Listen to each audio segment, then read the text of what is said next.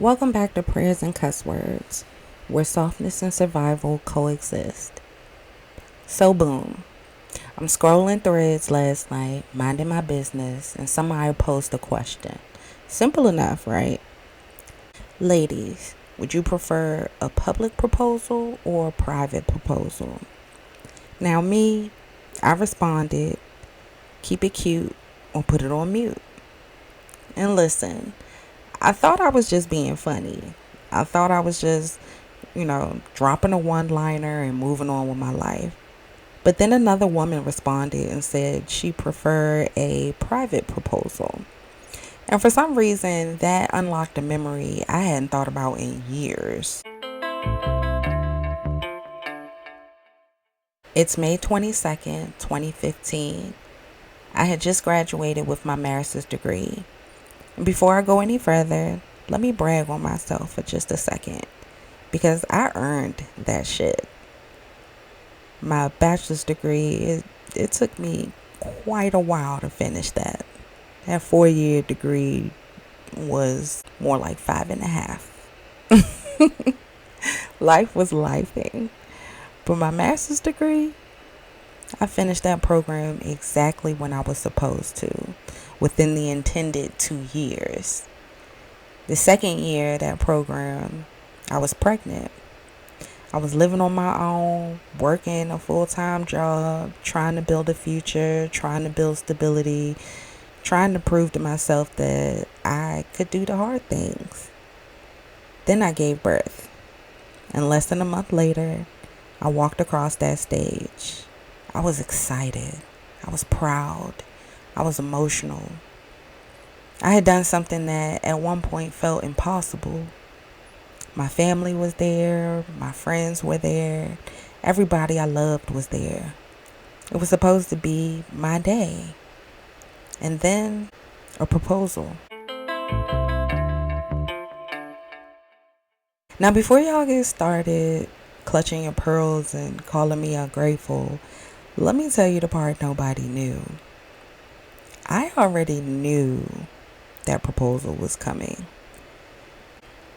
A few weeks before my graduation party, I had been venting to my mother about a few things happening in my relationship.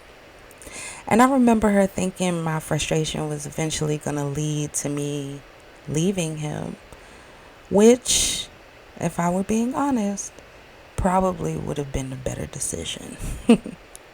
But, hindsight is 2020. Anyway, the proposal happened. Everybody gasped. Everybody cheered. Everybody cried. Everybody thought it was magical. And honestly, it looked magical. The picture looked magical. The story sounded magical. The optics were beautiful. But I remember standing there and feeling really disconnected from the moment. Not because I was shocked or because I was overwhelmed or because I couldn't believe it. It was because I couldn't force the excitement. I couldn't force tears. I couldn't force certainty. And I definitely couldn't force a vision of forever. I remember trying to make myself feel what everybody else seemed to be feeling in that moment. Trying to manufacture the moment.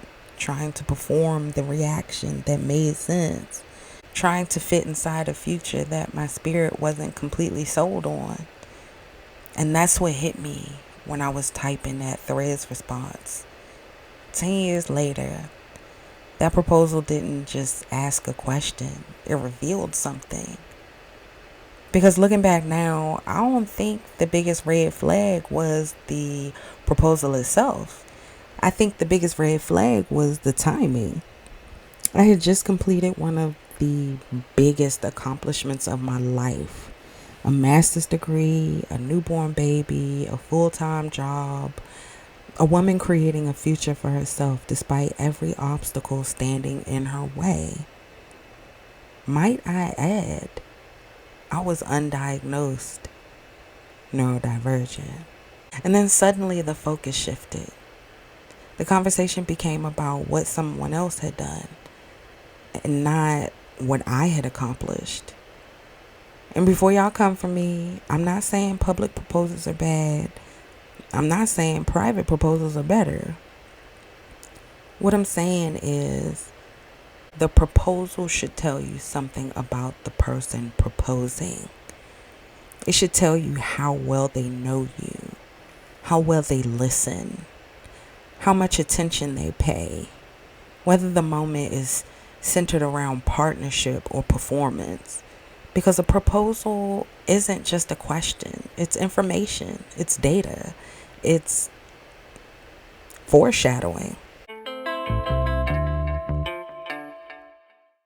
And here's the thing nobody tells women, because being chosen isn't the same as being seen. Let me say that one more time for the people in the back.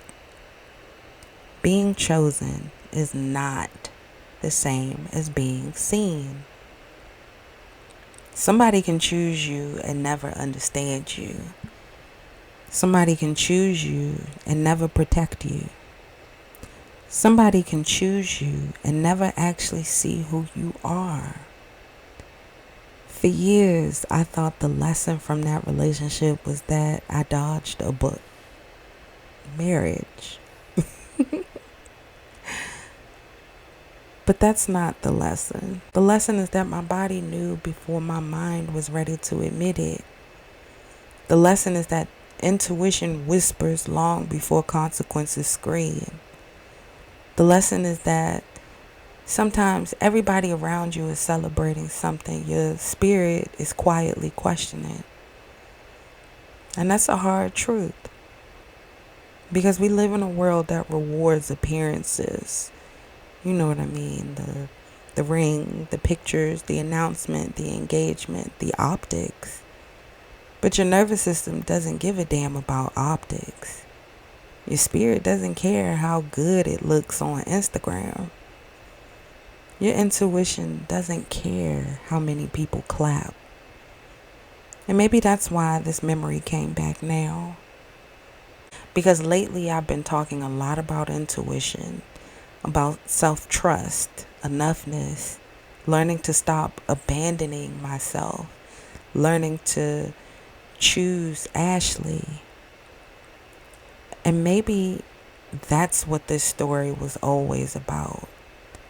Not a proposal, not a ring, not a relationship, but a woman realizing that somewhere along the way she learned to value being chosen more than she valued being seen. Thankfully, life gave me another chance. Thankfully, I didn't make it down that aisle.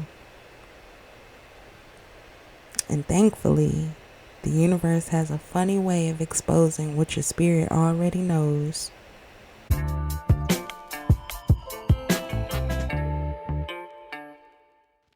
So if you're listening to this and you're standing at your own crossroads, whether that be a relationship, a friendship, a job, an opportunity, hell, even a version of your life that everybody else seems excited about, ask yourself one question.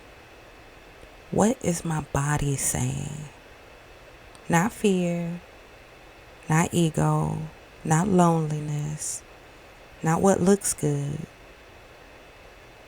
but what is my body saying?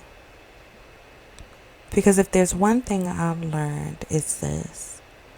Your body often knows before your mind can explain it. So trust that, honor that, choose that. Because the moment you stop outsourcing your truth and start listening to yourself, everything changes. Choose the life that lets you feel seen.